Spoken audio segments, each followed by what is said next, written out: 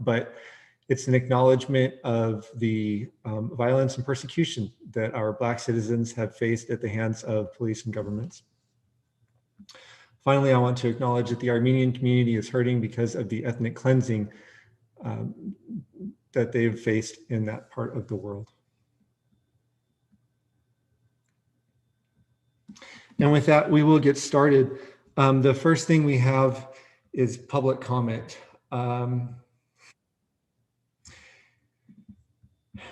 I know that we have some public comments. If I can just get a show of hands for how many people are here right now who want to make a public comment, that will help me out a bit.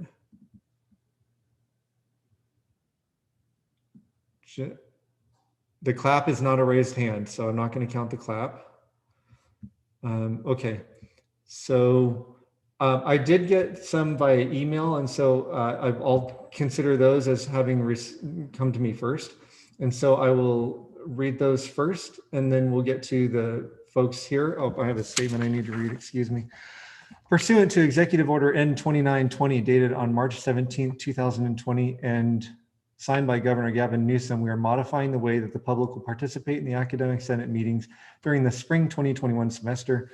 As part of its response to the ongoing coronavirus outbreak, the Academic Senate provides members of the general public the opportunity to make comment on agenda items or items not on the agenda. Public comment can be submitted via email to academicsenate@pasadena.edu, and submissions will be read aloud in their entirety at the public meeting. Such submissions must be received prior to the start of the board meeting. The guidelines for the time and quantity of public comment remain in effect, the guidelines being 3 minutes per comment, 15 minutes total. And we have a tight agenda today, folks, so I'm going to need to stick to that as much as possible, although I've been asked to give indulgence to one individual, and we'll see how that works out. I'll try not to blast you with these, but I have 3 of them that I need to read, and one of them is in 2 pieces. And so if you would just indulge me here while I situate my screen. So this comes from Ling O'Connor in the Natural Sciences Division. It starts out, I'm tired of teaching online. This week, I'd have to grade 5 assignments for each of 96 students. That's 480 assignments to grade manually. I would much prefer feedback in person and reduce the need to manually grade so many assignments.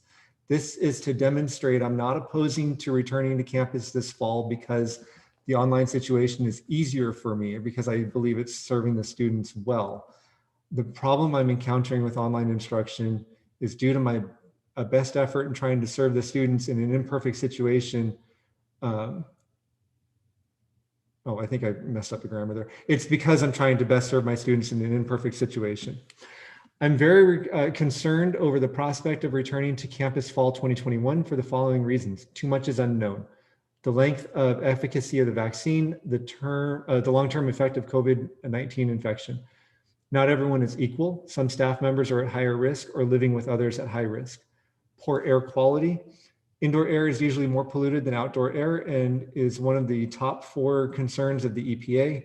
Many of the buildings on campus do not have windows that can be opened. And I will now paraphrase because of time. There's a great fear over hearing that the facilities intended to bomb classrooms between classes, because the chemicals that are used can cause irreversible damage for folks with a condition that causes heightened sensitivity, and this individual falls in that category. There's no real measure in preventing transmission. In winter 2020, there were 2 students in my class appearing gravely ill. They refused to stay home because they said they would fear negative impact on their grade. And one eventually stayed home. One continued to attend class in close contact to other students. When I questioned what I, as a faculty member, could do, the administrative response was nothing other than advising the student to stay home. Next, we have Russell D. Fiore, also in the natural sciences. I have been feeling pretty bad about what's going on in the natural science division regarding reopening for the fall. I feel bullied and a bit like the administration is running right over the faculty, violating all equity issues and frankly being very ableist. By contrast, I sat in on El Camino's science department meeting for the reopening since my wife teaches there, and the VPI was very upfront and said anyone with a pre-existing condition or living with or caring for someone in that circumstance will be teaching online in the fall. People come first. So my wife is teaching online in the fall because of my condition, but PCC has me teaching face-to-face. This has not been part of the department discussion, and I worry that there may be many others feeling the same way who are afraid to speak up. We need to protect our more vulnerable faculty, staff, and students in our reopening plan. Last one from me here. This is from Catherine Gould, adjunct instructor in the natural sciences. I am not in favor of returning to face-to-face classes until faculty, staff, and students have been vaccinated in high numbers. First, if students aren't vaccinated, we risk outbreaks among students or their loved ones that will leave some dead and others with long-term disabilities. Faculty being vaccinated is not enough. And with the insufficient ventilation in our classrooms, including labs without windows, face-to-face class is a recipe for COVID transmission. Second, I have put an enormous amount of work into creating online resources for my students, and I firmly believe my class is offering as much learning as it was in person, possibly more. I have instituted practice quizzes students can take repeatedly and am able to give more feedback online because I'm not spending time commuting. My student retention and success are extremely high, and in anonymous surveys, my students report that they feel that they learned the material well. One option I oppose strongly is hybrid class, where some students are in person and some are online. This format creates more work for teachers and is awkward for students. Teachers and students need to all be in the classroom or online for any given class.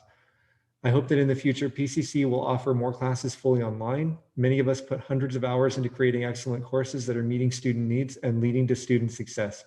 Furthermore, these online classes should go to adjuncts before full-time faculty. Adjuncts have to travel to multiple schools, wasting time and energy and increasing the college's carbon footprint. Allow those of us who adapted well to this online environment to continue to serve students without commuting all over LA. Okay. Dr. Lopez, if you can just in the chat tell me how much time we have left for public comment. I'm seeing two hands up, Professor Benson and Professor Catanese. Your hands are up in the order of Erica first. So if these are the only two public comments, and if we have more than 7 minutes, then I'm going to go ahead and give Erica 4.5 because she asked ahead of time, and we have the time. We have 9 minutes left. Okay, Erica, you have your 4.5. Thank you. Thank you for your time. My name's Erica, and I teach biology and environmental science at PCC. Some of you recognize me from when I was a member of the Academic Senate.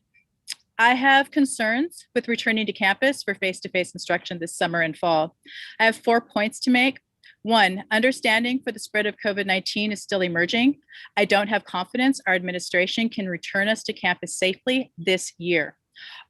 2, our PCC COVID-19 task force does not include expertise from the natural sciences.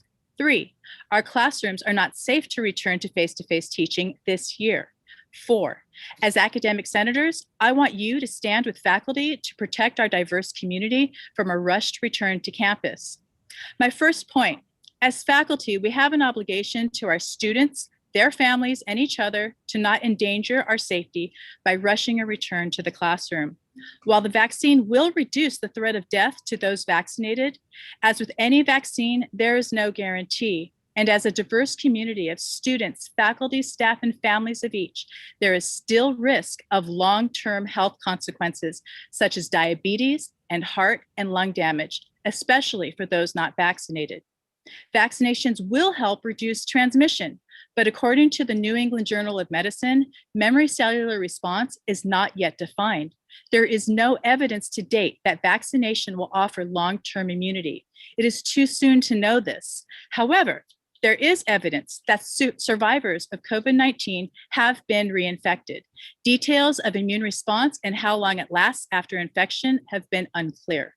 In addition, new, more contagious variants are on the rise. Furthermore, there is no mandatory vaccination, and therefore, many will not contribute to the desired herd immunity. Point 2, natural sciences is the largest division on campus, yet our scientific expertise is not being included on the COVID-19 task force that PCC has constructed. Our biologists have not been invited to collaborate with our colleagues. This is a big concern. Why aren't we included? We teach population ecology, microbiology, statistics, and sterile technique. Our expertise and voices matter. My third point, PCC does not have a sound scientific plan. Nature, the leading journal in biology, published a poll of epidemiologists, and the data returned states that the majority of professionals on immunity and COVID-19 agree that humans will be at risk for years to come as the virus becomes endemic. When we return to the classroom, it must be done thoughtfully, using the best science has to offer in fluid dynamics for our classroom air quality. It's a complex science, and it's not as simple as adding a HEPA filter, a fan, and social distancing in a classroom. Fumigating between use has other health consequences, and using gloves is ineffective. Yet our administration has spent or will spend money on this strategy. Finally, I want to address diversity and equity. As faculty, we have a commitment to serve our students equitably and effectively. According to PCC's website, 52% of our student demographic is Hispanic, Latino, and Black. According to the CDC, many inequities and social determinants of health put racial and ethnic minority groups at increased risk of getting sick and dying from COVID-19. During this pandemic, PCC should be protecting our students, staff, and faculty by providing an environment in which students can successfully achieve their educational goals. At this time, the precautionary principle is what is appropriate, as demonstrated by other colleges and universities in the area who have declared remote learning through the end of 21. If PCC declared this now, it gives faculty ample opportunity to prepare dynamic online teaching for fall 21, rather than planning for face-to-face and then rapidly switching to remote when an emergency calls again. As the CDC puts it, health equity is when everyone has the opportunity to be as healthy as possible. I'll just conclude by saying, data matters. Now is not the time to send students and faculty back into the classroom when safety data and protocols are not available. Thank you for your time. Thank you. And go, Benson.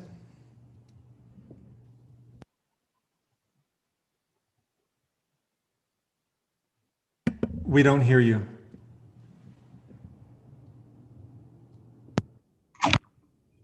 Now we do. Can everyone hear me now? Yes. Oh, first of all, thank you everyone for providing this opportunity for public comment. When I heard about PCC's decision to transfer all of colleges back into in-person, I felt like I just really need to speak up. And really what I want to say is that I'm really concerned for that decision, in part because a lot of faculty, including myself, may be in situations, and students in situations where returning to a classroom may put their lives or their families' lives at risk. And in particular, my own, I have family members who, in particular, one have an autoimmune disease. And so if I were to contract COVID-19, it would put my family at risk. And so the uniform transfer of online courses back into in-person is one that I'm really concerned about. Number one, because of the uncertainty in a lot of things. Vaccinations, even if a person were to be vaccinated, I've heard that it does not necessarily mean that they cannot transfer the virus to other people. And so I'm in a tight spot, and I believe that other faculty and students might be in a similar boat.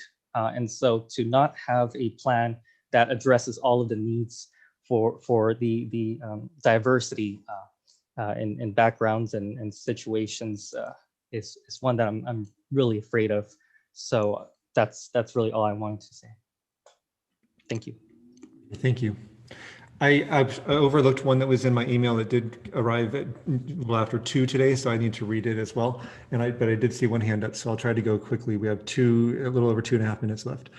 Jennifer Kauk People in the Natural Sciences Division, a physiology and biology instructor, says, as a human physiology and human biology instructor, I teach in a windowless classrooms in Science Village. I ask that PCC provide a concrete and specific plan for reopening in the fall 2021 semester to ensure the safety of students, faculty, and staff.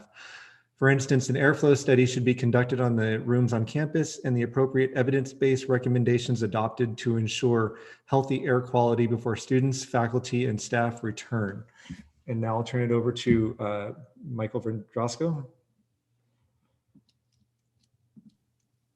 Right. So I wanted to pass along some of the statements that geographers and others in biology as well have passed along. And so the first one here, it's sort of a statement that sums up what the geography instructors support. So their response to the plans for fall: geography does not support the categorical smearing of online course quality.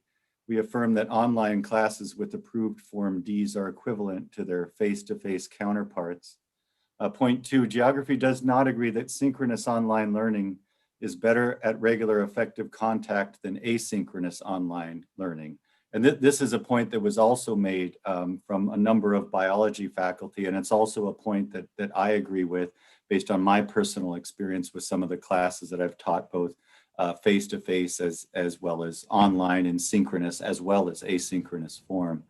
The third point, geography does not support forcing DE-trained faculty into online synchronous courses just for the sake of FTEs or money. Point 4, geography does support face-to-face classes at reduced class sizes appropriate for classroom size. And the last point, geography does support field-based classes, class meetings outdoors for project-based learning and undergraduate research projects. I just wanted to pass those points along. Thank you. Okay, thank you. Anthony, we've got like 30 seconds. Can you make it quick? Yes, so in the social sciences, we took an informal poll about if folks would be interested in returning.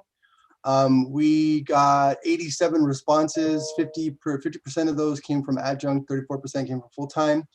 43% of the faculty are interested in going back. 36 said maybe, and 20% said no. But even with 43 saying they would be willing to go back, there are a lot of concerns that I can send you in relationship to the trepidations. The one that I'm reading here, really quick, I'll read this out loud. The first thing that came to my mind was cleanliness. I've been at PCC over 15 years, and it's been filthy the whole time, right? So there's a lot of concern about cleanliness, and if they're going to be able to clean adequately and properly, and class sizes, because again, in social sciences, we have classes of 40 or more. So how are we going to go about doing that, and the social distancing, and just everything that everyone said, basically. Yeah. So yeah, I can send this to you though. It's all good. I mean, I do have to call time. However, this is part of a Senate discussion in a few minutes on our agenda. And so as a Senate representative, you'll get to continue on. And Brian, you will get to speak as a Senate representative. When the time comes, you don't have to reserve it for the public comment. Are we cool? Or is the public comment on a different thing? Okay, thank you. Okay, then let's get to our agenda. We have approval of minutes from February 22nd. It says 2020 on this agenda, but of course, 2021. And so were there any corrections to the minutes from February 22nd, 2021? All right, not seeing any hands, then we will approve those by unanimous consent unless anybody objects. Is there an objection? And those minutes are approved by unanimous consent. Before the next item on the agenda, there we go. The next item on the agenda, I said I would apologize to Dr. Ramirez profusely for not getting to her last time. And I realized, you know what? She was fine with it. She just had another meeting to go to. My apology is owed to you, the academic Senate body, because my oversight delayed your meeting her. And so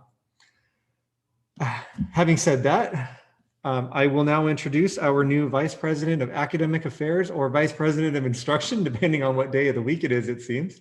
Dr. Ramirez. Thank you, Matt. Thank you. It's nice to be here and no need to apologize. We are all busy. I know there's a lot going on. But thank you for giving me time to just come and meet some of our faculty leaders. That's really important. And I look forward to this day. So it's good to meet you. And I do want to talk a little bit about the pandemic and where we are as an institution, as a system. I hear you all loud and clear. Believe me, I've heard from both sides as well. The college has had students and faculty on campus in those areas that were considered essential workers. And my understanding, in every case, no one has been forced to come back in any way, right? And even then, it's very difficult and challenging to be able to meet the needs of our students and make sure people are safe in the current environment. And that is important to the college campus and to the leadership. I don't think that the intent is to make or to do anything that's going to put anybody's life in danger. That's not what the intent is ever. So I wanted to share that. I think that the task force that's coming together is really important. And it's the place where we need to all share what our concerns are and what we feel needs to happen. Making sure that we all understand what the college is doing as far as what guidelines we're following. What I understand is we're following LA County Department of Health guidelines. It's challenging. I'll let you know in my chair because I get some in some areas where people are anxious to get back to the campus, that are willing to do X, Y, or Z to keep themselves safe, to keep students safe. And on the one hand, I have to say, no, you got to wait, you got to slow down. We're not there yet. And then on the other hand, because of we haven't, declared fall or summer for that matter, or at least we're talking about fall to be fully online or not, there's a lot of fear as to, oh my God, are we going to have to come back? And so I just want to let everyone know that there's still conversation to be had around those decisions. I'm sure we have a task force that needs to provide recommendations, concerns to the campus leadership on how we best move forward. And of course, my interest is always in making sure that we keep students engaged, right? That's probably the hardest part. We've lost a lot of enrollment. I'm hopeful and hope that we do get students back. I think we will. I think it's going to take a long time. The state and the chancellor's office is trying to support colleges on the funding side to make sure that we are kept whole. But moving forward, I want to make sure we do the best we can to support our students. And it's not that it's about the money. That's not what it's about, because like I said, the colleges are being held harmless right now. It's about making sure that we stay engaged with our students in our community. And again, no decision has been made as to whether we're coming back in the fall face-to-face. That has not been determined.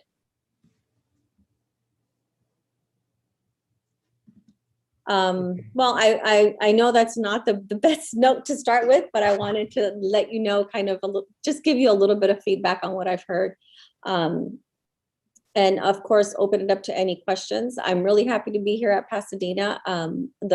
I've got to meet a few people, some of the faculty leadership, the admin leadership, and I look forward to meeting everyone in person. I know it's not going to be anytime soon, but I do look forward to that and working with all of you to continue to the good work that's been going on here at Pasadena around things like guided pathways, implementing AB 705, which I know was really tough, our student success models that we're building. So if you have any questions for me, I'm glad to share as much as I can.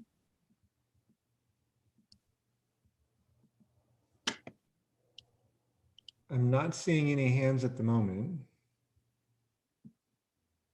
I think they're all waiting for the agenda. Oh, I take it back. Dr. Bernardo.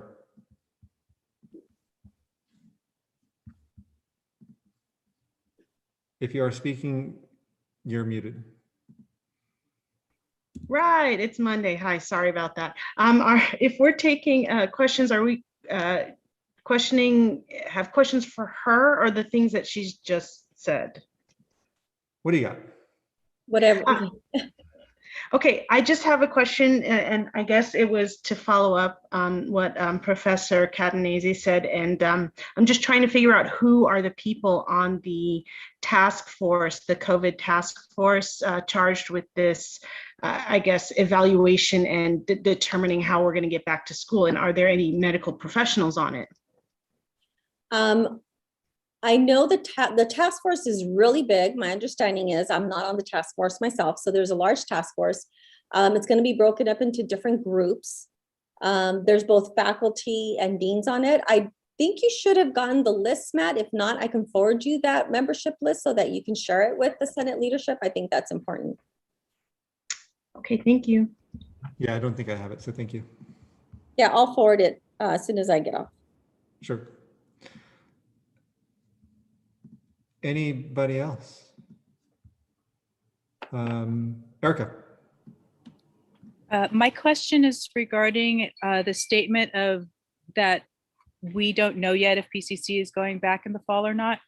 As faculty, we all talk to each other and we all have different deans and we're all hearing different plans for the fall. And I think that it's really disruptive to the continuity to our college and what our plans for the future are. I don't think it's fair that different deans are being told different things or are interpreting it in different ways, and all of the faculty are getting different stories. There needs to be a concrete plan before anything is said to be passed on to our faculty, because, you know, we're teachers because we're passionate about our students. And this is, it's not anything we're taking lightly. We need to know what's happening in the fall. And so I, along with many of my colleagues, would really appreciate having a statement so that we can plan for that. Thank you. Thank you. Is there anything else at the moment? Because again, we're going to deal with an agenda item and then we're going to come back to talking about the return to campus because I ordered the agenda that way for some reason. So we'll come back to this topic, but thank you for your introduction, Dr. Ramirez. Thank you. I'll just say publicly, you're always welcome at any academic senate meeting. We're happy to have you. And I'm going to share my screen because I'm going to have to ask for a motion to add one thing to the consent agenda here. And it's the third one, the hiring committee. A call went out to the campus last week. We got 3 names. Due to the timeline, I would have held this for the next agenda because I don't like to do last minute additions, but I don't have the option there. So can I have a quick motion to add 3A to our agenda? Motion to add. Thank you, Veronica. And can I have a second to that motion? Second. That was Donna. Okay, so Veronica made the motion and Donna Nordstrom seconded. Is there any objection to approving the addition of 3A by unanimous consent to our agenda? Not seeing anything, then those are added. Now we're going to take the page as a whole. We have one academic senate subcommittee with 4 additions. 2 of them are alternates. BET, Business, Engineering, and Technology, is now called Business and Applied Technology. So now it's BAT and not BET. And so that's what you're seeing up here. So shared governance and the hiring committee. And unless there are any objections, we'll approve this by unanimous consent. Are there any objections to so doing? Okay, then we're back to the discussion of eventually returning to campus. And I did ask Dr. Ramirez if she was able to stick around for this part of the conversation. And I don't see her, but that I could have shrunk everything down. And I also asked President Whitworth of the FA to make sure he would be here as well so he could hear your concerns, although I'm sure that the FA has heard more concerns than I even know about by far. Here's what we're going to do, folks. We have 10 minutes for this agenda item. We'll probably push it to 15, although it is a very full agenda. I'm going to ask you to do this. if somebody from your division is speaking, let that be your representation for your division if you can possibly do that. And then I know we're limited to 3 minutes. I'm going to ask you, if possible, to limit to 1 minute. That way we can hear it maximum from 10 divisions. But I'm not going to, I'm not going to dictate that. So I need to see my participant window because I see the hands up, but I don't see in what order. Where's my I have a question while you're getting the participant window up. Yeah. Are we going to continue this conversation our next Yes, meeting? Thank you. absolutely. I think it goes in this order. Bevel, you're first. All right, thank you so much. As the chair of the Adjunct Faculty Issues Committee, I did reach out to the adjunct faculty at PCC to get their take on possibly returning to campus. So I have just four quick points. Number one, many of the adjunct faculty are concerned about returning to campus too quickly based on the current numbers of the COVID-19 in Los Angeles currently. Number two, many are asking for health insurance benefits directly from PCC before returning to the physical campus. I think this is something that we've talked about in many meetings before, maybe not directly in the Senate because it's not a 10+1 issue, but again, we are begging at this point for a health insurance option for adjunct faculty before returning to the physical campus. Number three, other adjunct faculty reached out to me and expressed concern for their load of courses when we do return to face-to-face instruction. Some of them feel if we are going to keep some distance education courses, that many of the full-time faculty will take these courses and put adjunct faculty in a difficult space. And finally, some faculty currently feel like they're being forced to teach synchronous courses, even after spending many days and weeks preparing and designing asynchronous courses. And these courses tend to provide additional flexibility for both the instructor as well as students. So we would like to send that message again. We're happy that the VP of Instruction or Academic Affairs is here to hear this. We are asking for some parity with synchronous and asynchronous instruction. And we hope that they consider this in the future plan as well. Thank you so much. Thank you. I'm told I will represent the content of this to her. Talene. Hi, everybody. As you all know, I am a counselor, so I'm representing some of the counselor concerns. We have an interesting place on campus because while many of us teach in the classroom, most of us complete our load in small offices. And so that's where our biggest concern is, as well as the classroom, just like all of you.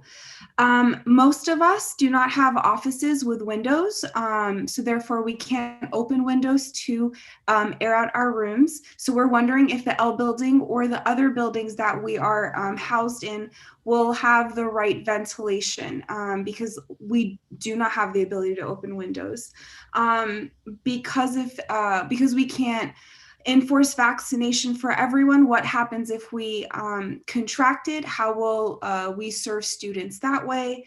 Many of us have, sort of like what Benson mentioned, many of us have young children or those that are unable to get vaccinated at home, and we're fearful what happens in that case.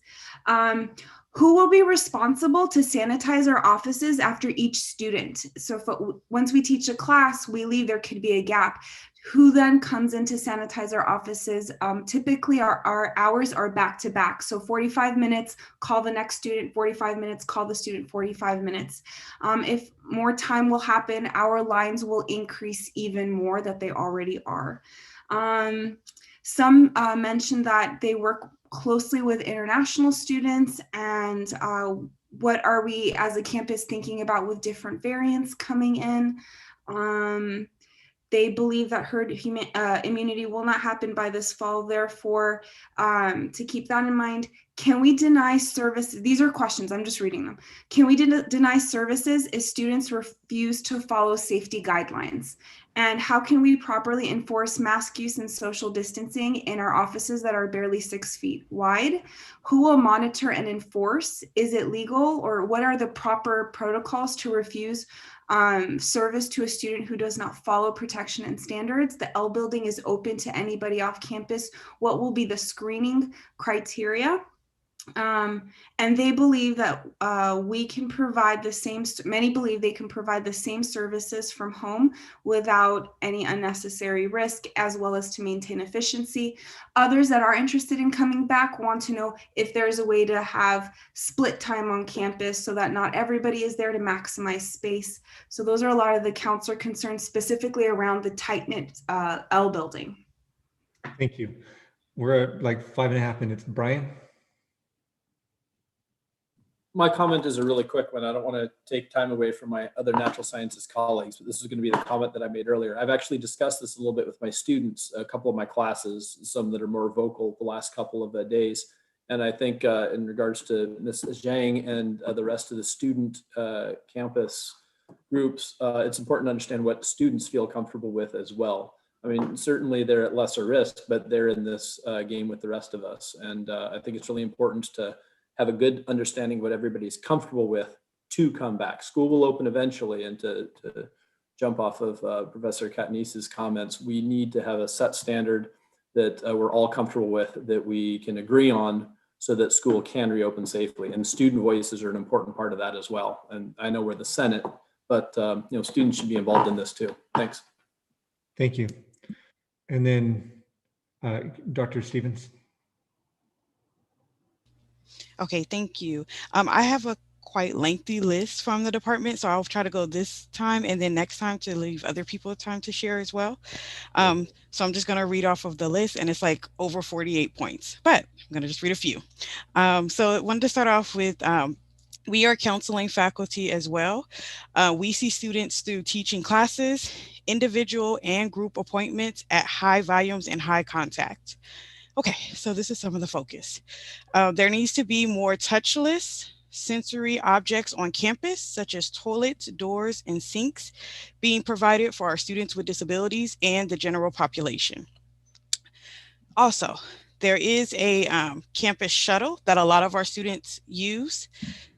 We're not sure how that will continue to run and be available for our students who use public transportation, as it's very tight space for students to get on and off. The other one is we have a high volume of blind students. We have a high volume of blind students who, sorry about that, who have high contact and high touch needs for touching the staff and faculty that they are interacting with.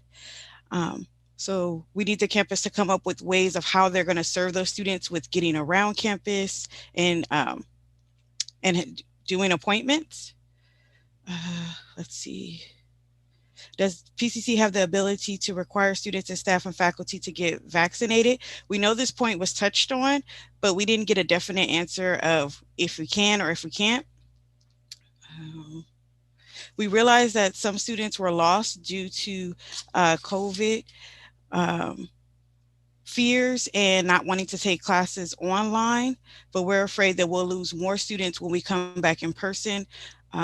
And is the campus willing to take on that risk? Is our office willing to take on our risk? And is each division willing to take on that risk? And I'll stop there and share the rest next time. Perfect, thank you. My understanding is we cannot be compelled to take a vaccine that is still in experimental phase, so there you go. We have 2 minutes left. We might need to extend just because I think this is important, but there's going to be a domino effect. Terry Stoddard. Thank you. So I want to speak for the kinesiology, health, athletics, and nutrition division. We presented a return to participation plan in May of last year. This was sent up the chain of command and approved for when and if there became an opportunity for us to return to participation. Movement-based activity, which is required for graduation, is something that we can teach safely. As far as the checking the boxes is what we've been asking for. What can we do that would make it safe? Currently the Pasadena Public Department of Public Health has approved activities in the Pasadena area. As a matter of fact, Dr. Go's children are at Pasadena Poly, and she provides an oversight for activities that occur on their campus at this time. There have been activities in movement-based programs occurring in the city of Pasadena, San Gabriel Valley, and extenuating regional areas since June of last year. Certainly some of those were restricted after the surges that did occur, but in all cases, none of them were stopped entirely. The movement-based activity can occur outdoors before many of these ventilation issues become an issue, and can provide, and I'm sure many of you have started walking, have started hiking, have started riding, have started doing the things that we teach. We're prepared and ready. I don't have the number, I apologize, but I will have it at the next meeting of those students. We did fill out a survey who would be willing to come back and teach face-to-face in movement-based activities. I think this is not exclusive to teaching in the classroom, but certainly should be looked at as a variance that can be approved. So our hope is that we can be pulled out of these small classrooms and I hear the concerns of my colleagues, the small space area for counseling, the small classrooms, and certainly where it applies to us in classrooms of any size, indoor activities that are not movement-based activities and can be considered for return to campus. Thank you. Thank you. Can I have a motion to extend by 3 minutes? I motion to extend. Thank you, Dr. Stevens. Is there a second to that motion? Second. I'll second. I'll take that. I'll take that. That's the name or that's the voice I recognize. Okay, so, and then if there's no objection by unanimous consent, we're going to extend by 3 minutes. Okay, cool. We are extended by 3 minutes. The motion carries. Anthony, can you can go now. Yeah, and I'll be brief again. So I also have 75.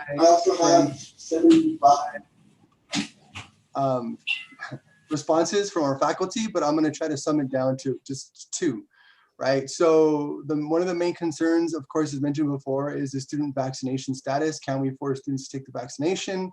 And then also the student mask status. Can we force students to wear masks? What do we do with the students that are not wearing masks?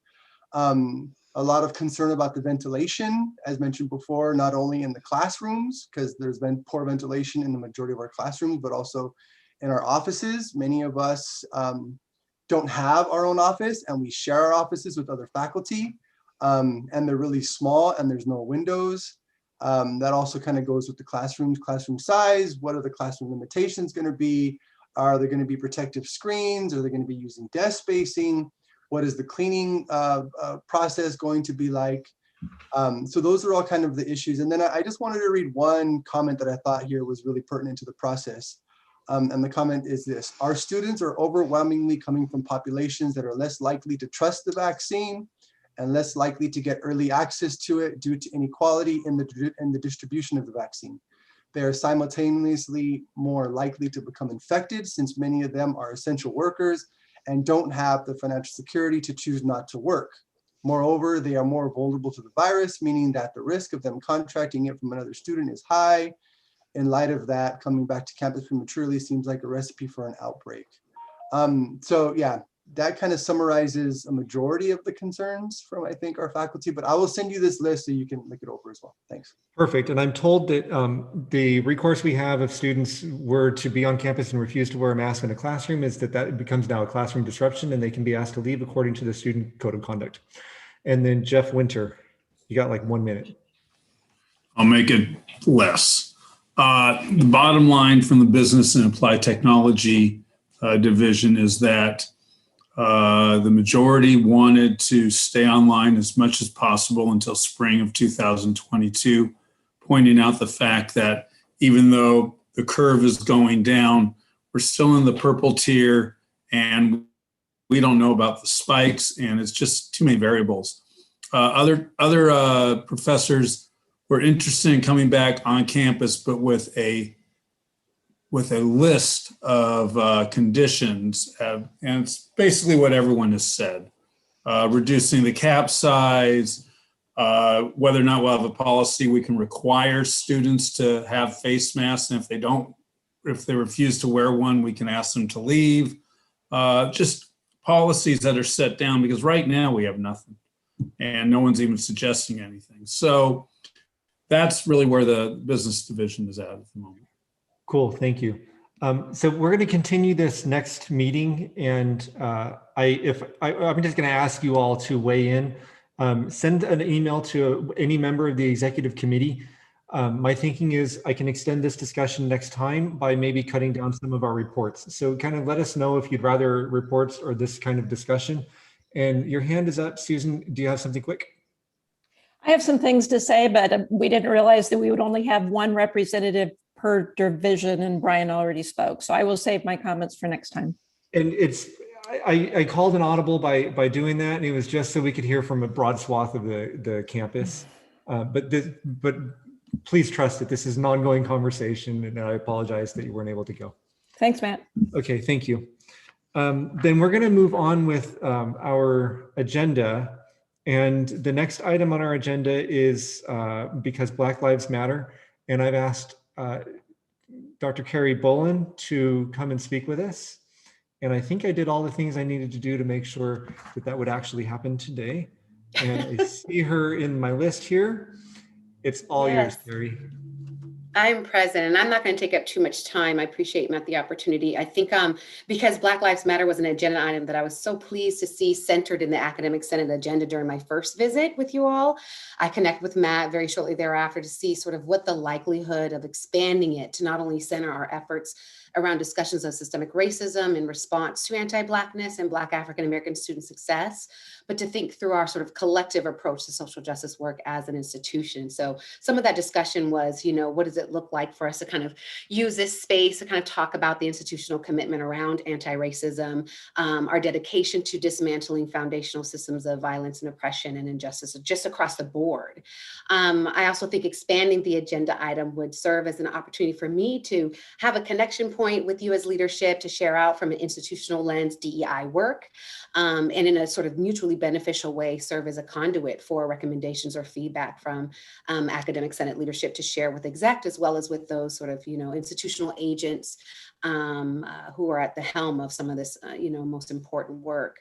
In doing so, my hope is that it really impacts capacity building and brings about a cohesive approach to DEI work. That's much of what I kind of think of my role as a diversity strategist to do, is to bring some of that continuity and cohesion to the work across the campus. And so I do want to make certain that, and sort of reiterate that in the spirit to which the agenda item was formed, DEI work will continue to interrogate system impacted gaps of our Black African-American students as a central part of this work. We've got some fantastic, outstanding colleagues of ours that are already at the helm of that.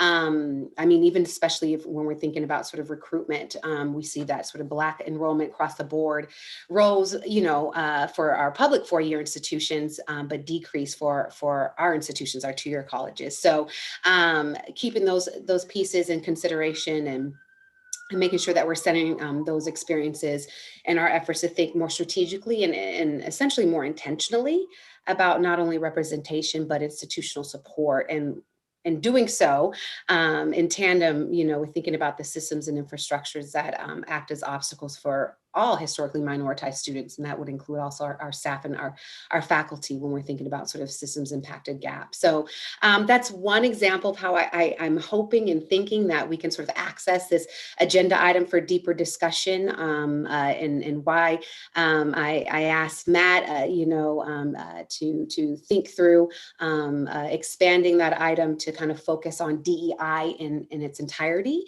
and what have you. So I'm looking forward to a favorable response to that, so that we can continue to have these touch points and opportunities for healthy discussion.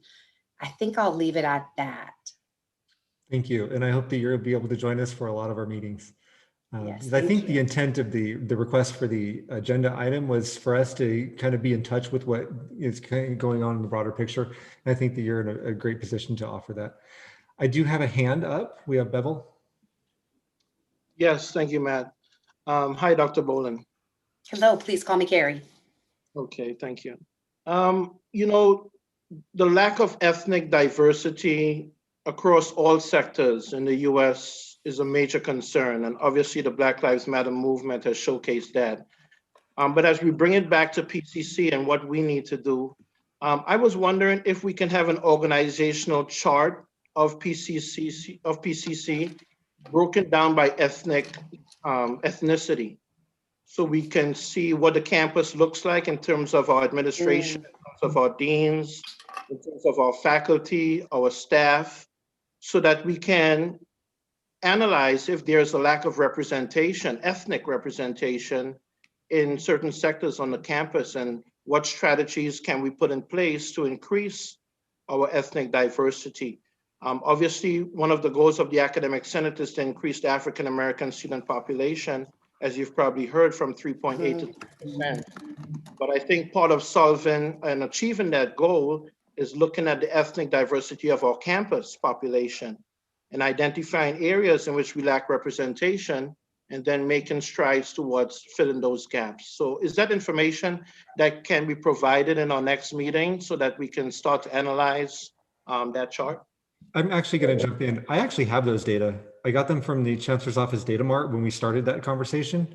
And so, I mean, it's if you Google Chancellor's Office Data Mart, you can pull the demographic data for administration, classified staff, and faculty, full-time faculty and adjunct faculty.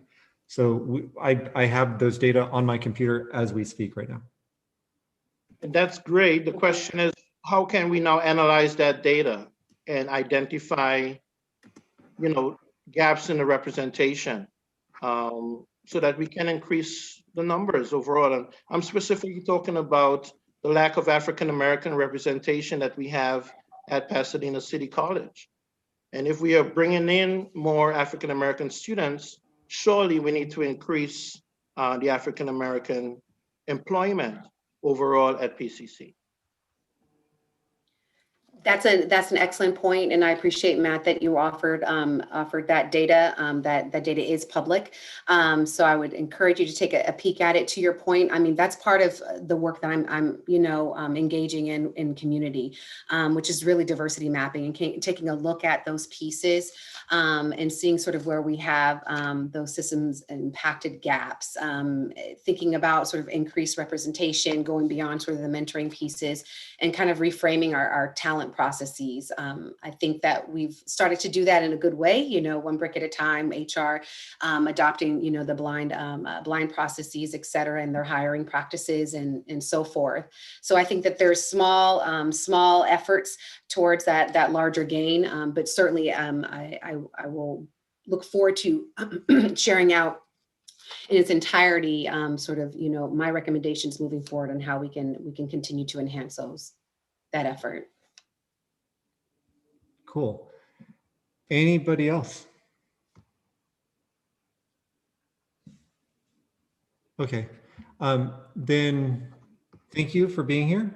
I look forward to continued discussions with you. And because I think it's topical and because I did do this work, apparently when I did this work, it was focused on the African-American population. And what I have, I'll share with you what I have. I think this is the one I intend to share.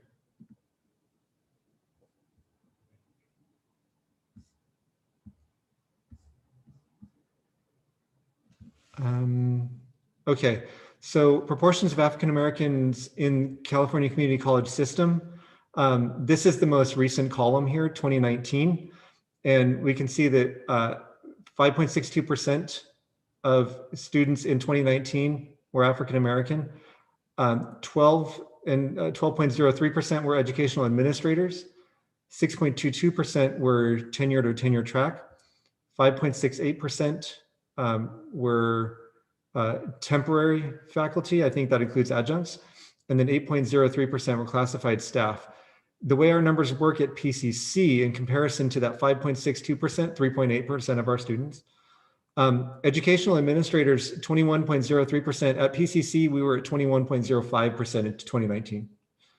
And then for full-time faculty, 6.22% compared to at PCC, 9.05%. Part-time faculty, 5.68% compared to 6.27% at PCC. And then classified staff, 8%, 8.03% in California community colleges, 14.18% at PCC. And so what we can see is that all of these numbers are higher than all of these numbers with one exception. And those are the students. For reference, in the population of Pasadena area, I think it's about 9% are African Americans or Black. And so as a matter of fact, our biggest gap there, aside from the students, is among the part-time faculty. So that's where that's where we stack up against kind of numbers in the area and numbers in the state. But again, that was concentrated on Black and African Americans, not the entire demographic spread. Although if you Google Chancellor's Office Data Mart, you can pull all those data, right? And what I can do is I can share demographics of PCC and surrounding areas. I can share this in the chat for anybody who's interested in it. I think it just went to one person. Give me just a second. And then we're going to go ahead and move on with the agenda unless there are any other questions or comments. Lyman. Hi, yeah. So in reference to what you just shared, although we may be, my language is escaping me, proportionally our faculty, full-time faculty may be proportionally represented. African-American faculty may be proportionally represented. That's certainly not true on a division by division basis. I mean, as you and I are both well aware in the math. Right. So just want to make sure that that point gets made. Absolutely. Yeah, and I don't have one follow-up. I think just a second. I don't share those numbers to say, oh, we're good, we don't have any issues. I share those numbers for context. That's all. But go ahead, Bevel. Yes, and what I would say in response to the data presented is that clearly we have work to do in terms of representation of the African American community as administration, as faculty, as staff. So I'm willing to work on increasing these numbers, and hopefully in a future meeting, we have an agenda item that addresses increasing the diversity of our administration, faculty, and staff, in particular reference to the African American community. I understand your why your interest there.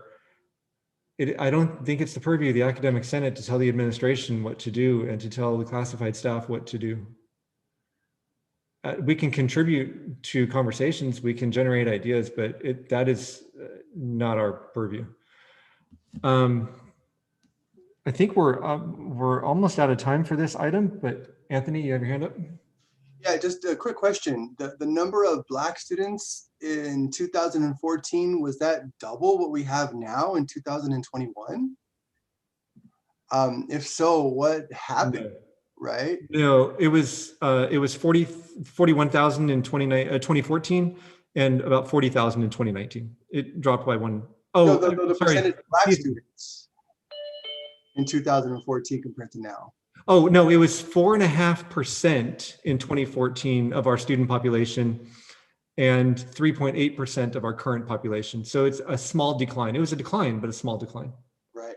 And I also just want to echo Constantine, right? I mean, yeah, we might be proportionally higher than the state, but I mean, 9% out of 431 as being Black or African American, that's what, like 40 faculty members? To me, that seems relative, extremely low, actually. So yeah, I just want to echo Constantine that there's a lot of work that we all need to do. Thank you.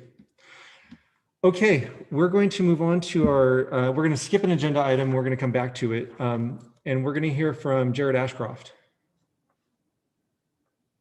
who's going to tell us who's running for Senate office. All right. for next year. Thanks, Matt. I've got office hours that my students are at right now, so thanks Right. for letting me go. Sure. Can I share the screen really quick? I'm making it happen right now. All right, thanks. Oops. There you go. All right, thanks. So we did the call for nominations a week ago, and we just wanted to announce to the Academic Senate who has put their name forth for nominations for the Academic Senate 2021-2022.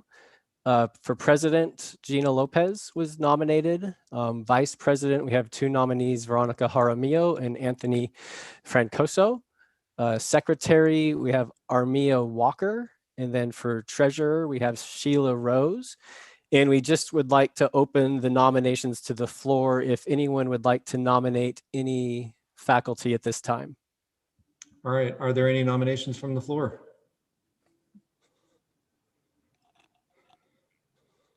I'm not seeing any hands. It looks like we have our list. All right, cool, thanks. So we'll get platform statements in the next 2 or 3 days and send them out to people and start the election on March 15th.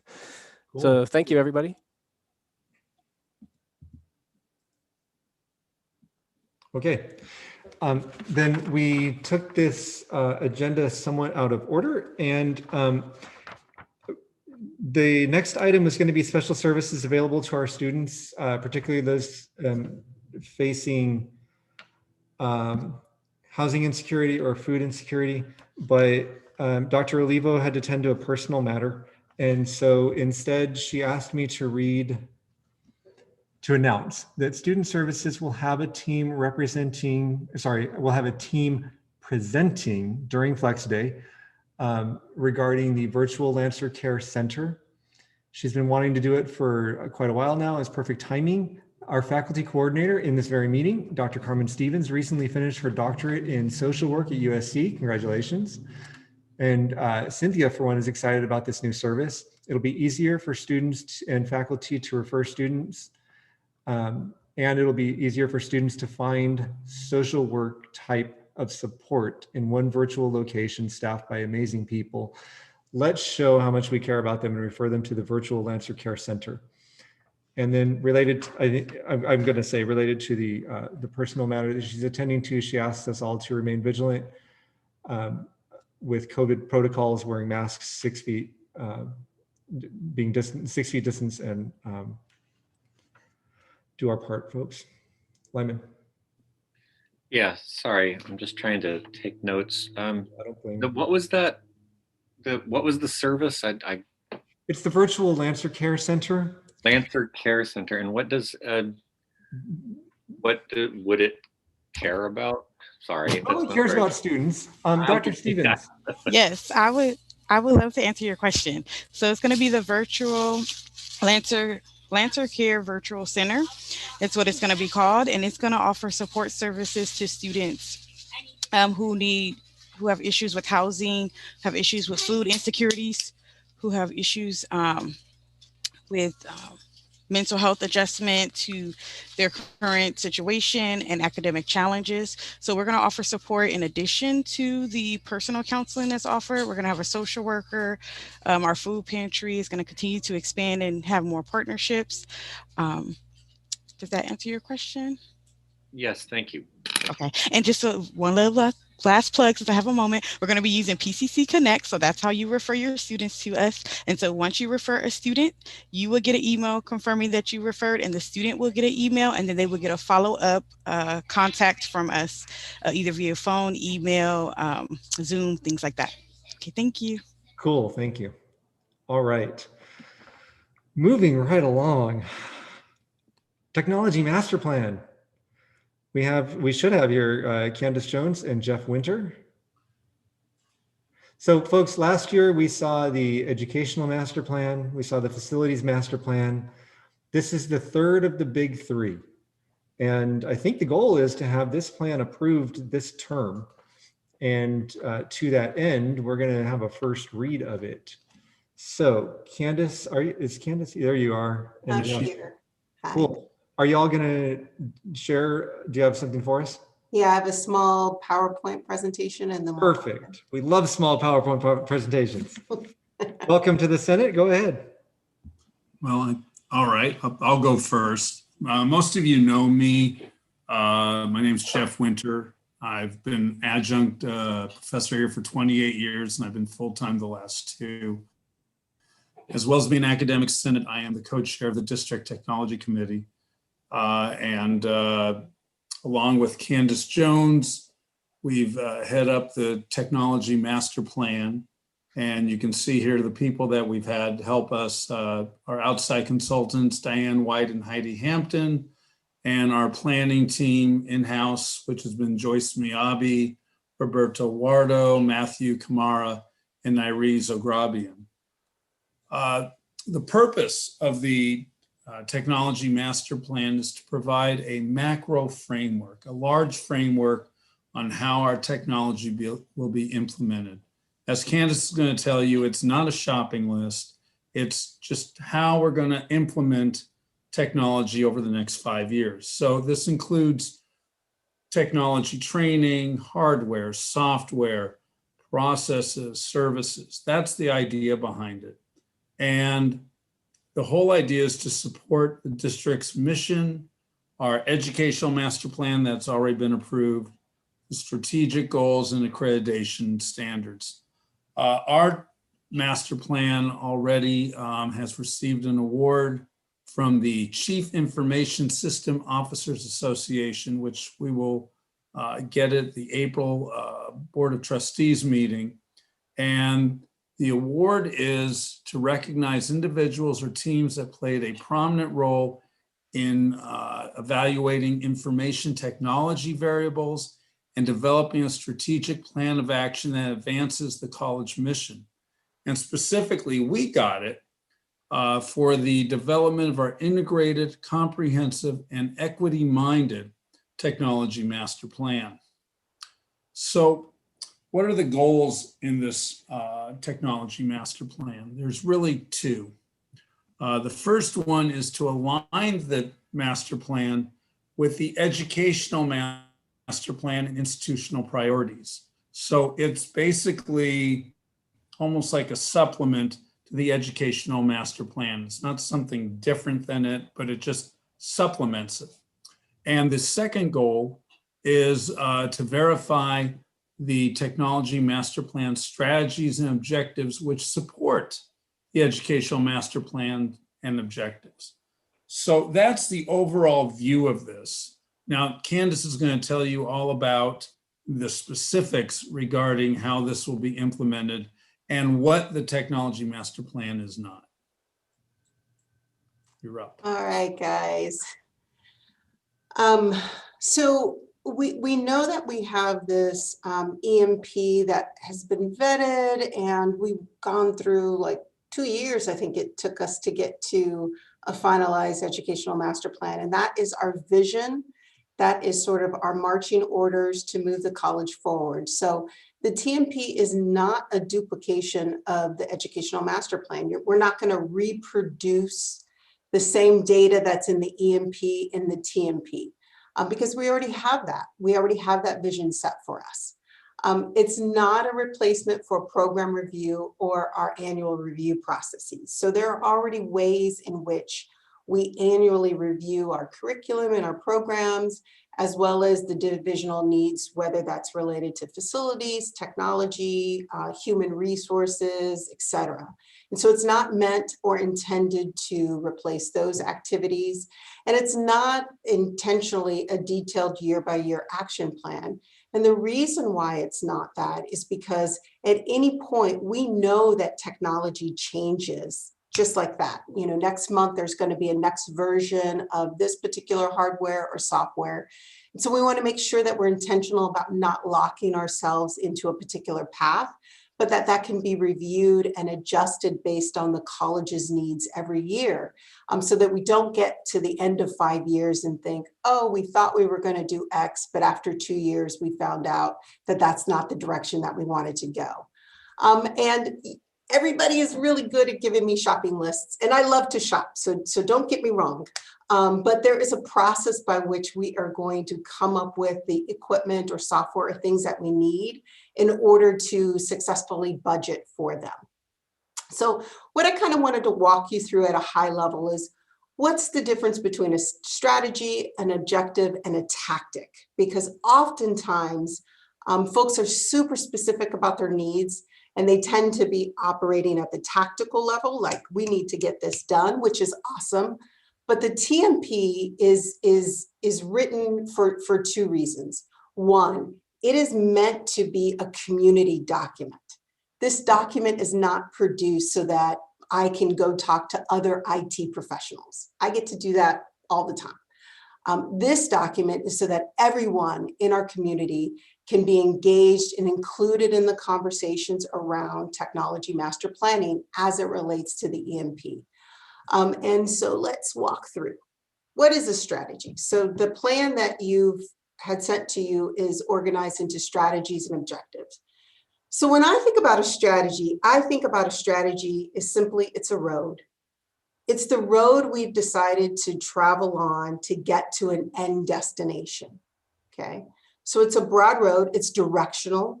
We're all going in the same direction, and it's to get us to some end game. So what's an objective then? Think about an objective as a lane in that road. We can all be traveling in different lanes to get to the same end goal. So I may be driving in the fast lane. Jeff might be in lane number 3. Someone else might be in lane number 4. It's totally fine because it's directional and it continues to get us to meeting that institutional priority or the EMP priority or the technology master plan strategy and objective. So it's always directional, but there are different paths by which we will get to that end goal. What we're really, really good at Pasadena City College, what we're really good at, we are really great at tactics. So think about a tactic is the type of car that I might drive. I might be driving a super specific, Corvette in lane number 1 because I am marching towards that path. But next year, I might choose to be in this cool little hybrid bug, super specific. It is a very specific strategy or a tactic to meet an objective and a strategy. Some years, I might travel on that same road in the middle lane, riding a bike. Some years I might have to walk that same road in a different lane to get to the end. The point being that always we are walking or riding a bike or riding in the blue bug or the Corvette. Those are very specific actions that we will do to meet the objective that ultimately meets this strategy. And those things are going to change every year. They could change based on personnel changes. They could change based on budget. They could change based on what's available at any particular time. And we have to create a plan that's thoughtful in terms of the vision and the direction that we want to go to. But there are ways in which we can get there so that we're consistently striving towards the institutional priority in the end so that we meet the finish line, okay? So there are lots of different ways that we're going to do that, and we're going to do that together.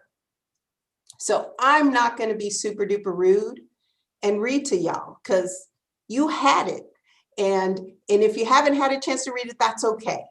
Take the time between now and the next meeting and our second read to read. But the goal of this is just for you to see how this then works. So if we all think about the institutional priority, which is exceptional academic programs and delivery, that's in our educational master plan. That's not made up or determined by the technology master plan. What rolls up then is a technology strategy that has objectives that roll up to the larger institutional priority. So an example of how this would work, an objective, if I go down to the objective level, which is develop standards for classroom technology that support various learning modalities. So there are different learning modalities that I know that we're all coming to terms with, whether they're physically in campus, whether they're hybrid, whether they're fully remote, right? High flex courses. So we may come up with a specific standard, a written standard that's a tactic right? When I go and write the actual standard for a classroom, let's say a classroom for physically on-site classroom, it will roll up to this larger strategy. Remember, this is the road, deploy information technology needed to support exceptional delivery of instruction, which then gets us closer to the institutional priority of exceptional academic programs and delivery. So that's kind of how it rolls up.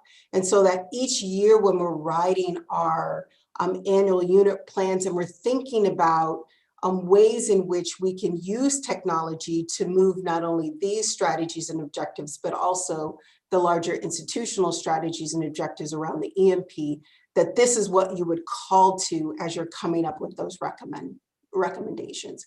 And of course, across the bottom, you'll see the ACCJC standards that it relates to. So as you move through them, again, equity-minded learning community, institutional priority 2, with a couple of strategies here around providing equitable access to computing technologies. That's another example. Develop policies and procedures that provide students with essential computing resources. Again, it's broad enough, it's flexible enough for us to be able to say, hey, for this program, we're thinking about this particular computer lab, or maybe we have a thought process around new software that we need to develop. This is the way that you match those specific tactics to the objective and to the eventual strategies. Campus engagement and environment. Again, there are 3 strategies, technology strategies related to that, as well as customized student support. Again, I don't want to read these through. There's a ton of them. And so we're hoping that you spend a little time on the plan itself.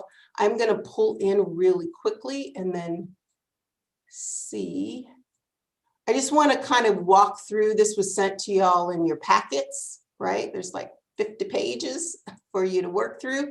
One thing I really want to point to is 2 chapters. We were really intentional about our expression of digital equity and inclusion and what that looks like here at Pasadena City College, and the ways in which we describe the students not only that we serve today, but the students that we will serve in the future, as well as changes in our demographics and how we are then proactively monitoring those for changes to those communities. For example, we have a major increase with DSPS students between the ages of 20 and 24. And so being very thoughtful about what those approaches look like. And so you should read through what our commitments are. Those are rooted and based in data that we did in terms of analyzing external data like the census data and the EDD data in terms of unemployment and who has access to household and broadband computers. And so as you're looking through that, you'll notice then we try to benchmark our students within the service areas, understanding that we still do draw 74% of our students from outside of those areas, but then being very intentional to look at what the census data tells us about the communities that we actually serve. You know, several of them being above the California averages for not only poverty levels, but also unemployment levels. And then what that then, there's a direct correlation to the high impacted cities in terms of whether or not they have access to broadband and household computers.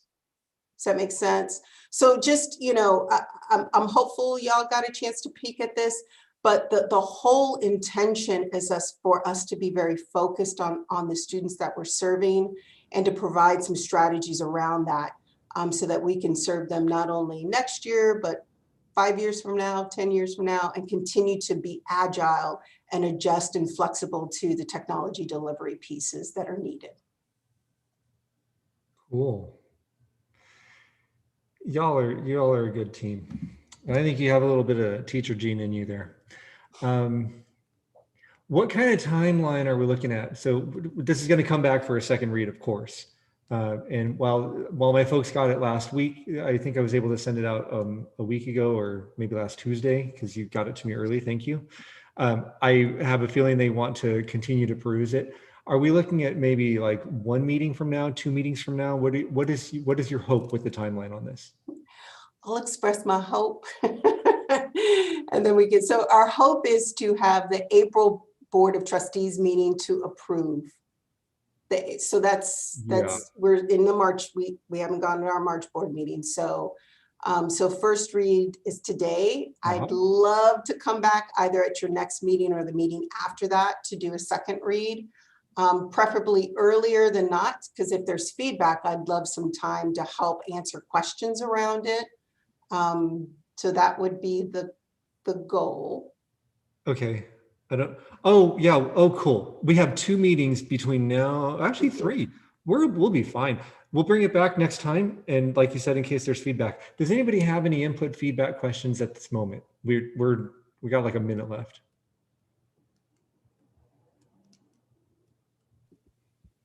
All right. I think that means that everybody read it and you got a really solid document. That's what I think. Donna. Just that I was impressed with it, and for not only for the content, but well, I should say the other way around. The layout's beautiful. It's so easy to follow, but also the content. So thank you. I've always been impressed with you. Cool. All right.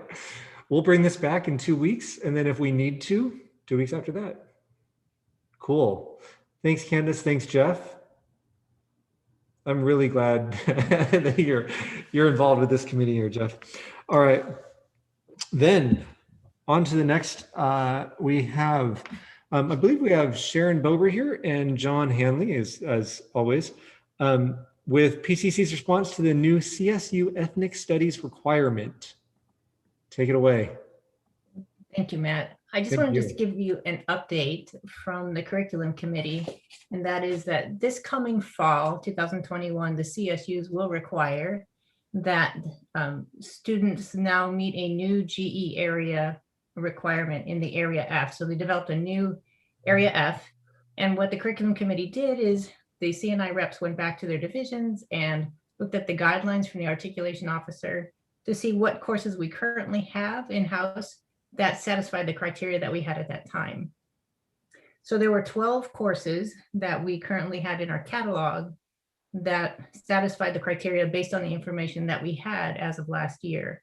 So those 12 courses were, most of them were renumbered. I think there were only 2 that didn't need a renumber because we cross-listed them with the requirement from the CSUs, and that was to have a new prefix of ETH is what we chose in our curriculum committee to cross-list these into a new category for ethnic studies. So we have submitted these courses February 1st, 2021. We're waiting to hear back from the CSUs. We should hear back sometime in mid-April to May, whether or not these were accepted to meet this criteria. What we also do know is that the criteria for these courses continues to evolve and change. And it is very possible that they might like us to have a separate SLO for the criteria for the ethnic studies. We did not have that information in the fall, neither did any other community college. So right now we're just waiting to hear if these courses will satisfy that criteria. And if not, then we'll make whatever necessary changes that are needed to resubmit them. Are there any questions?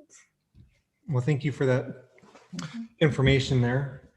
So the reason that Sharon is here is because the executive committee thought it would be a good idea just to hear what we've done as our first steps at PCC to address that ethnic studies requirement. So are there any questions, comments, concerns, anything?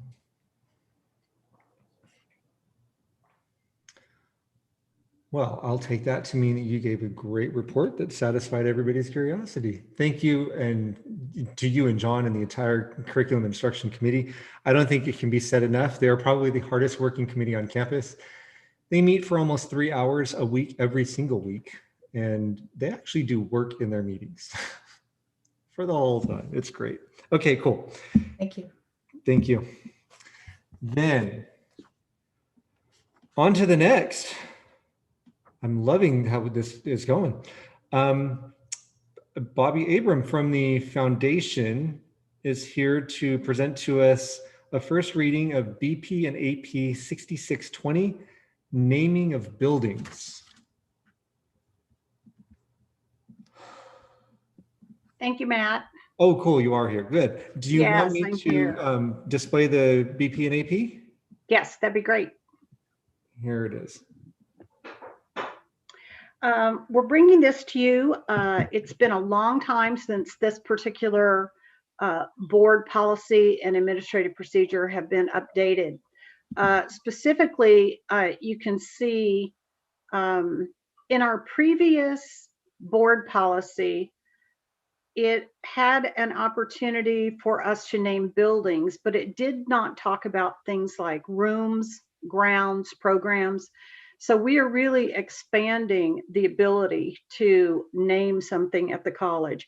In addition, we're specifically adding verbiage to make sure that we have the right to remove a name. We feel like the time is right for this. As you know, we're going to be rebuilding the Serapian building. The foundation is going to be taking on a major gifts campaign that will help raise funds for the fixtures, furniture, equipment, programming, scholarships, for anything having to do with natural sciences or health sciences. So this is a good time for us to take a look at this. We are proposing this particular board policy. It did have conversation at the college council meeting, and then we took that feedback back and changed it a little bit more. So we are presenting this to you today for review. Are there any questions about this particular board policy? If not, I'll go on to the administrative policy.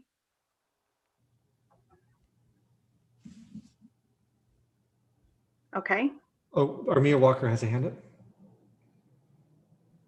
Oh yeah, just really quick. I'm not sure if we'll talk about this later, but are they taking names soon, or is this just a proposed action? Well, we actually have to get this changed before we want to take any names, but we do know that there's been a lot of conversation about names and even removal of names. No official suggestions have been made yet, but once this is actually passed by the Board of Trustees, that will be the time where we'll be acknowledging that it's a good time for people to make nominations. Thank you. Dr. Bernardo. Hi, sorry, are we going to be voting on this after this one? And then you said that there's an academic. Well, so this is the board policy and the administrative procedure. This is a first read. And so if we aren't comfortable with making a motion and voting on it today, then it will come back for a second read. Right, okay, thank you. Yeah, it really depends on if anybody wants to make a motion. Right. Let's go on to the AP. So this is an update to an existing AP, is that correct, Bobby? That is correct. Okay.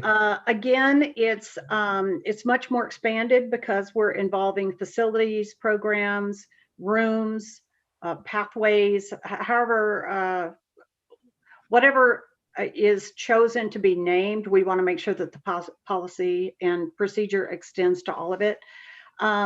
But this one specifically had some language in it I wanted to point out. If you'll scroll up just a little bit more, Matt, it's specifically in the bold here, it has to do with removal of a name. That is something that we have not had in our policy before. We did take a look at the Caltech policy, and we did take a look at Berkeley. We did have conversations with Dr. Carrie Boland to make sure that we had all of our DEI issues considered as well. But we have specifically identified how we might go about removing a name. And I specifically wanted to point these out. This is not something that's going to be done lightly. They need to be exceptional circumstances when we take that on. We also have to do our due diligence here and have some evidence of significant breach of the district's mission and values. In addition, we have to consider the district's future. Is there a reason why this name should be moved? If so, we need evidence for it. And is keeping the name deemed to endanger or breach the public trust? So those are going to be very significant things. They're going to be required if we want to put this administrative procedure into place. We also are calling for transparency.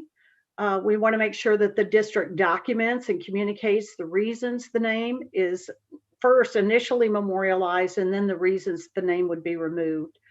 And we give a couple of circumstances. One would be if there were heinous crimes or egregious actions by the name, or if in the case of a monetary donation, if the donor has made an agreement for a certain donation in exchange for the name, and that agreement was not fulfilled. So those are the main points of this new procedure, and I'm happy to take questions about this as well.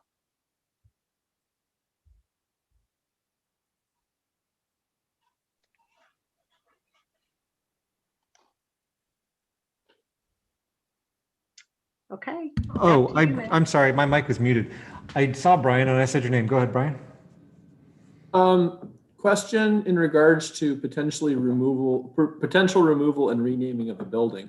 Will the feedback of the inhabitants of that building have some say in how this is done?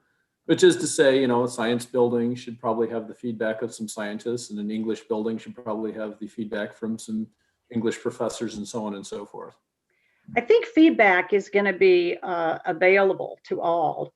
Anytime we make this kind of campus decision, I know there's going to be a lot of conversation about it.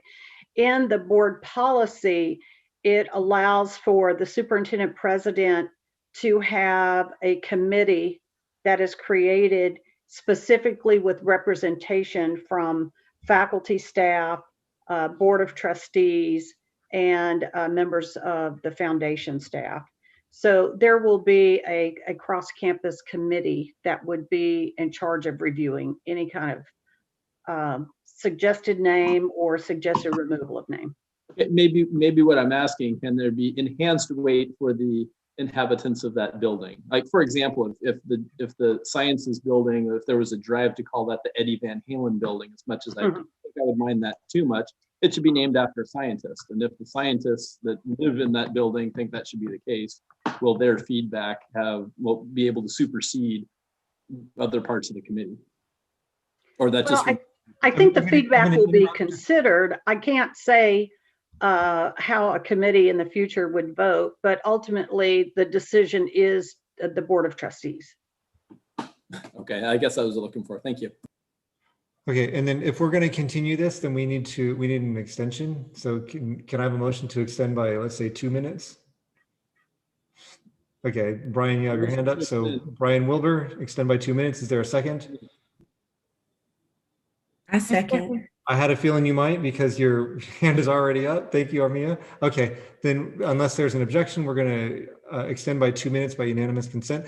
And I did see that your hand was up. I think that it might be, Bobby, is there a possibility to include language that say that to the effect that faculty who either teach or have offices primarily in the area will be consulted, like just something to preserve this in perpetuity, that faculty who inhabit the spaces will be consulted?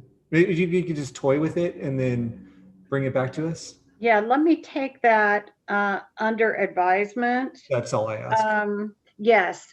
And if there's any other comments, then now is a good time to make them so that we can make sure that we consider all of this.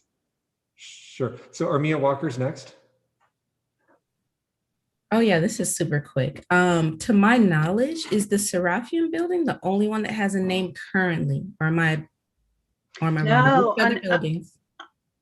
Almost every building has a name. Yeah. For instance, the major three, the C, D, and E building, those are all, they'll all have names. It's not been the campus's tradition to use those names. In fact, those iconic three buildings are named after members of the original Board of Education in the state of Massachusetts. So the C building is actually the Horace Mann building. The E building is Louis Agassiz. The D building is Jane Addams. And what we're finding is that nobody knows that. And so one of the things that we want to do with this is once we name a building, we also want our practice to be use the name of the building. So this is really going to sort of change the culture of how we look at things. Instead of calling buildings by letters, we want to really make sure that they have a connection to the college, a positive connection to the college, and that we actually use that name. Thank you for asking that question. Yeah, I'll see if we can go. Now the hands keep coming up. Kyle?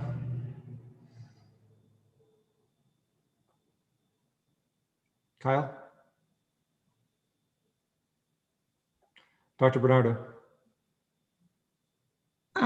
Yes, hi, I'm just looking at this and I'm seeing that it seems to lie solely in the, I guess, hands of the superintendent president to present names to the board. I'm sort of questioning that, and I'm trying to, the reason that I am is that if only the superintendent president can present names to the board for consideration for addition or removal of a name, it would appear to me that one person can stand in the way of something that maybe a lot of people want. So I was trying to think about like maybe the superintendent president or a majority of the academic senate, for example, so that one person wouldn't be standing in the way of something that a lot of people, I don't know if that makes any sense. No, it does, but I will say that that's probably a function of the fact that the Board of Trustees has one employee, and that is the superintendent president. A lot of our BPs say that she's the one who's going to develop policies. She's the one who recommends the academic calendar. But a lot of the things that occur are the result of shared governance. They go through college council. The superintendent president doesn't do things by fiat. Yeah. The superintendent president does things because she represents the college to the Board of Trustees. That simply is the pass through. It has to go through the superintendent president and be recommended by that official role. But as you can see in the board policy, there's going to be a committee that will be assigned for consideration of any of these recommendations. And I'm being told we're out of time. But I see. I mean, here's the thing, folks. I wanted to have 30 minutes for our text-based discussions. If you want to keep going, we can. It will just make that end later. Is all. And Bevel, your hand is up next. Yeah, I'll move to extend by 5 minutes. Is there a second? Second. Who was that? That me, Bernard, Dr. Bernard. Okay, So moved by Bevel, Constantine, seconded by Dr. Bernardo to extend by 5 minutes. And unless there's any objection, we'll approve that by unanimous consent. Is there any objection? Okay, then Bevel, you're up. Yes, I think in relation to the naming of buildings, I think it really relates to the branding of the campus. And I would ask the committee to consider individuals such as John Singleton, for example, who's a very well-known director, a former alumni of PCC, individuals such as him to be given an opportunity because, again, we want to promote the campus and we want to reach out to all demographics. We talk about increasing ethnic diversity. So that's something I hope that the committee considers in the future. Thank you. Right. I'm going to ask folks to keep their comments to this BP and AP because what you're talking about is something that is being planned for after this BP and AP are approved, right? So if we can kind of refocus that. Brian? Same thing. Okay. Or I'm sorry, you're waving off. Okay. Anything, Christina? We're going to hear from a member not of the Academic Senate because we want to hear from associated students whenever possible. Go ahead. Sorry. We can hear you. Okay.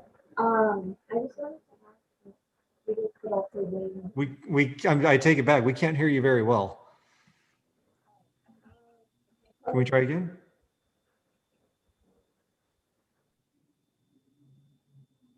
We're not hearing you at all at this point.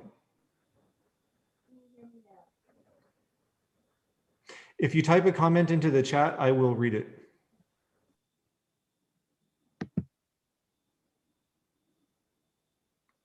And if that happens, I will read it when there's a moment to do so. Are there any other comments or questions? Okay, this is going to come back for a second read 2 weeks from today. Do you have that? Do you have time on your calendar for that, Bobby? Yes, I do. Perfect.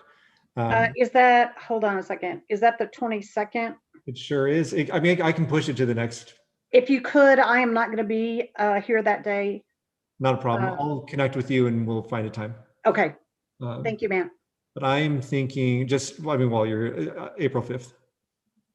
April 5th? Yeah. That works great. Perfect. Thank you. And Christina was saying, she wants to know if students can weigh in on the name change or have the ability to sit on the committee. And so I'm actually going to connect Christina to Bobby because that sounds like a function of what would occur after this AP is, after the BP and AP are approved. But thank you for bringing that up. I'll connect you two with each other. I'll put my email in the chat for Christina. I will go ahead and do it because you won't be able to. Okay, good. Okay, then we're going to move on to the next agenda item. And thank you so much for being here, Bobby. We appreciate it. And we appreciate what you do, what the foundation does for PCC.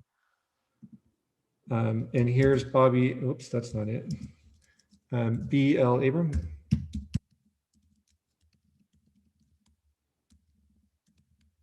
Pasadena.edu. Okay, cool. Then we're on to the last item of the agenda here, and we're a little extended past what I had expected, but I also expected this. Tallinn and Tuk-Tuk. So I think it's kind of, it aligns pretty well that we still have some members of the accreditation visiting team, because what we're about to hear about is an initiative designed to address one of our QFEs, that being collegiality. So I'm going to turn it over to Tallinn and Tuk-Tuk. And as they're prepping themselves here, I'm going to say to the Senate representatives, this is going to be a call to action for y'all. You're going to be asked to recruit folks on behalf of PCC for this. So Tallinn and Tuk-Tuk. I think Tuk-Tuk is going to be sharing screen. Yes. That's fine. Do I have the capability of doing that on my own, or do you need to? You should. Oh, I didn't expect that. Okay, here I go. That was fast. Okay. Good afternoon, everyone. My name is Dr. Tuk-Tuk Tantraj, and I'm the interim dean of the English division, and I'm pleased to be here with my co-lead, Counselor Tallinn Seropian. So we are going to very quickly talk to you about the PRT project, and that is PCC's path towards building, I spelled building wrong, I think. I feel like I did. Okay, collegiality and communication. It's late, I'm hungry. Okay, here we go. Who is the PRT? The PRT is the Partnership Resource Team. That's a service provided by the Institutional Effectiveness Partnership Initiative, IEPI. This organization is actually part of the Chancellor's Office. So the process is basically this. Community colleges in the California Community College system send treatment plans or proposals to the IEPI on issues for which they need feedback. This organization organizes a resource team called a PRT for the college. The PRT will review the plan, it will visit the college to speak to stakeholders, and then propose a menu of options for how to address the plan. A caveat or carrot of this process is that if we go through this process, we can receive up to $200,000 to implement the menu of options. But of course, our big carrot is that we want to improve collegiality and communication. This is, for those of you who've been on the campus for some time, this is an issue that we have struggled with, but we are committed to improving. And I think that we've demonstrated that by focusing one of our quality focus essays on collegiality. As you all know, this QFE was vetted through the shared governance process, such as through the Academic Senate.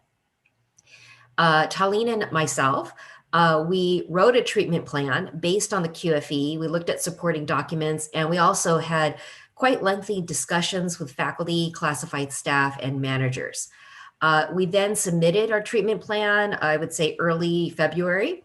And so our next step is to develop a list of PCC employees who are interested in participating in appreciative inquiry interviews with the visiting partnership resource team.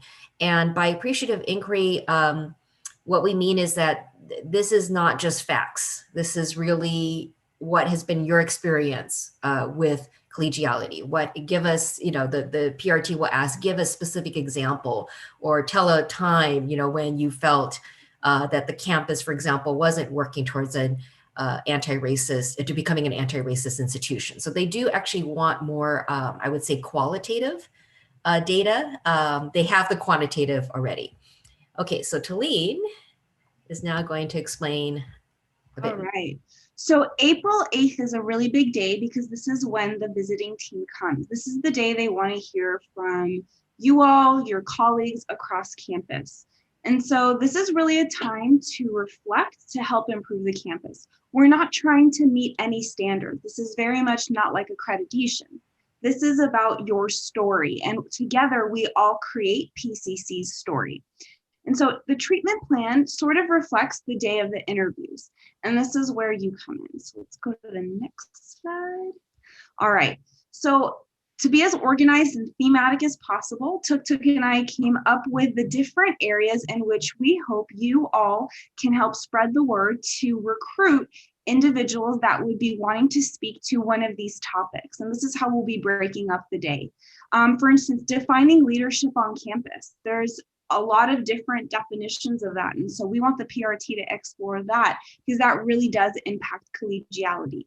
Another one is building a broad representation and participation on campus committees and initiatives. Think about how we discussed that in the Senate. Now think about your colleagues and who's at the table and who wants to be at the table. Building a greater classified employee representation on campus committees and initiatives. So those are three separate potential interview groups. Other ones, building collaboration across departments, divisions, and classification to prevent silos. Transforming PCC into an anti-racist institution. Another one would be from shared governance to participatory responsibility, encouraging participation in complex projects and initiatives. Expanding clear, consistent communication and messaging. Think about how sometimes things get lost in translation, or we don't necessarily, or some folks are like, I didn't get that email, but perhaps they did. So it's really important to think through that. And finally, onboarding new employees and building a collective identity from the beginning. These are all separate interview groups. What we're asking for is for you, if you yourself want to participate, or to encourage others to fill out a Google Forms survey that signs you up. Right now, we do not have the times. We have the date, April 8th, but we don't have the time set because we're trying to understand from who we're recruiting what works. So what we would ask for would be the names of the person, the contact information, the email, whether they're considered a adjunct faculty, full-time faculty, classified manager. We'd want to know the difference because we want a broad representation, your department division, and what time of the day works for you, AM, PM, or both. We really would appreciate your flexibility. These interview sessions will be anywhere from 45 minutes to maybe one or two of them will be an hour and a half because they're a little they're a little more involved. But at the very least 45 minutes, at the very most an hour and a half. They're confidential in the sense that whatever you say will not be reported back. We know that some people have a concern about what being said and if there's any sense of it getting in trouble. That is not the case of this. We will be very intentional to make sure that direct supervisors are not in the same room. There will be a mixture of all kinds of representation on the groups, but we can't do that without your support. So please, we don't want you to just sign up, although I'd love you to. Please tell the folks that are in your departments and divisions. Don't just tell only faculty. Please let faculty know, classified staff know, as well as managers. It's so important to have a broad representation. If we don't have the voice, then nothing can change. But this is the time to speak your truth. And that's what we're really asking for. And that's what they want to hear from you all. Questions?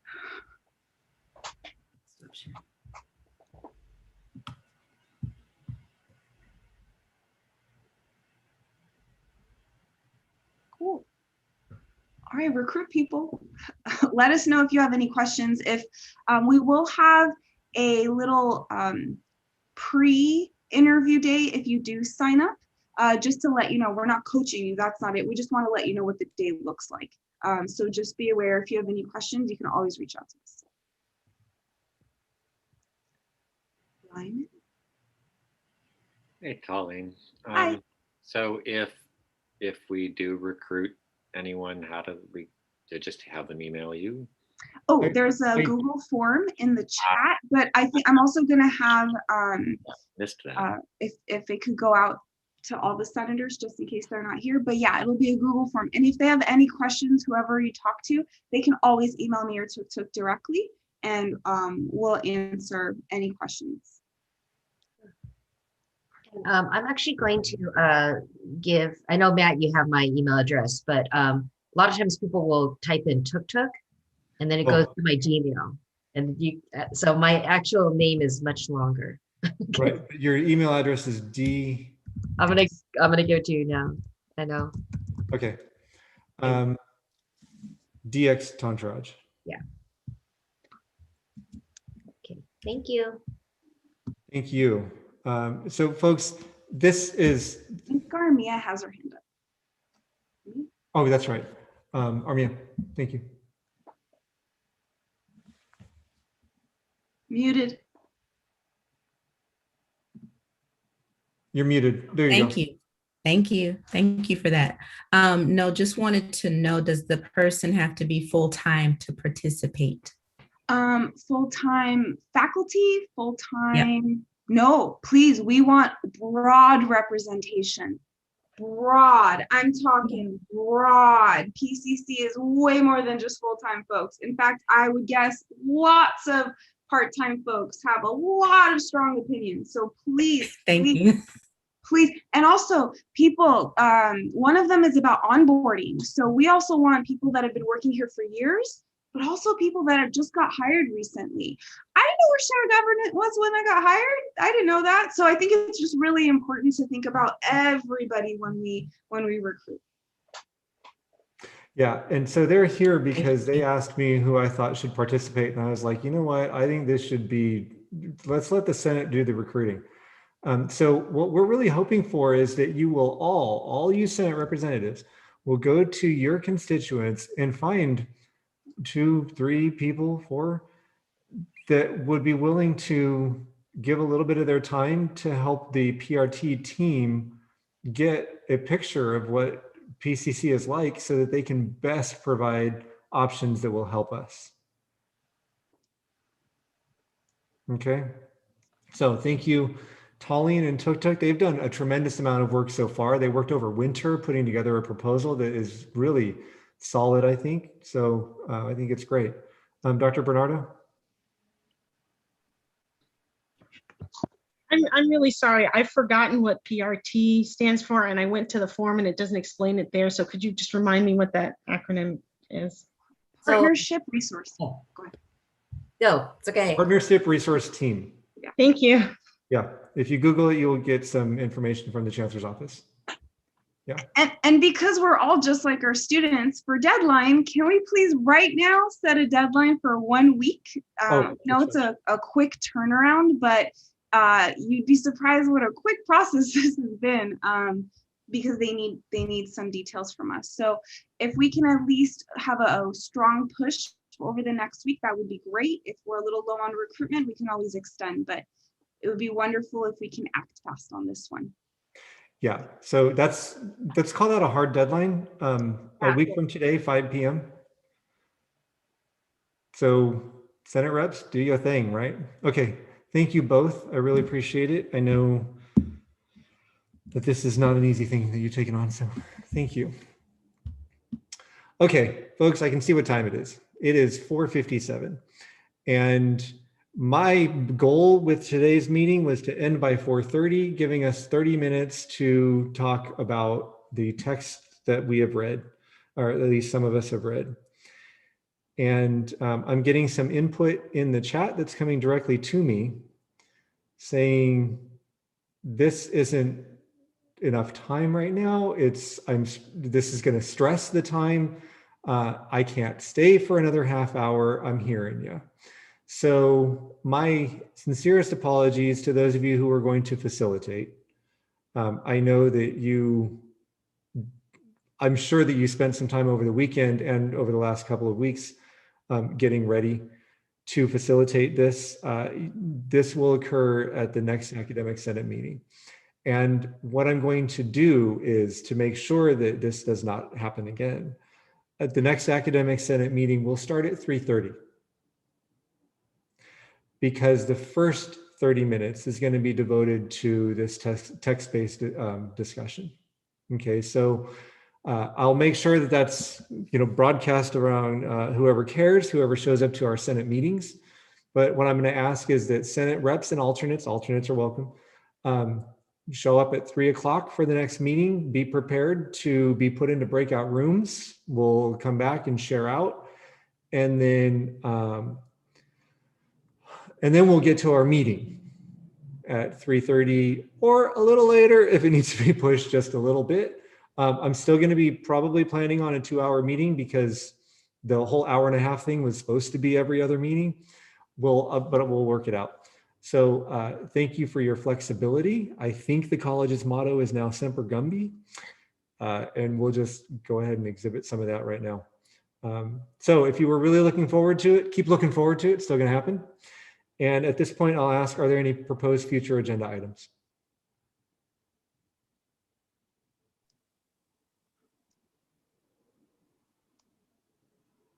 I don't see any hands up, but I see Bevel unmiked himself or unmuted himself. You have something, Bevel? Yes, Matt, the agenda item that we discussed, can it be brought to next meeting? We will take that under advisement. You mean the data? The adjunct faculty voting. Oh, that's a bylaws thing. Did you get my email? And does the bylaws committee meet before our next Senate meeting? I don't know what their schedule is, but it's going to be a process. Okay, thank you. Yeah. Okay. Anything else? So I'm not telling you no, I'm just saying it's going to be a process. That's all. Okay. Are there any announcements? I believe Miriam has an announcement. I do. Thanks, Yes. Matt. Hi, everyone. Hopefully today at noon, you got your PCC Connect progress surveys. If you did not, please email pccconnect@pasadena.edu. As we are all online right now, it's important for us, if you could please, if you have any students that you see you have concerns about in your classes, please take some time to fill out the progress survey for us. What we like to do in student services is kind of see how the students are doing globally. So we get a good lens of that with your participation. We do have the Lancer Care Center referral live in the progress survey now.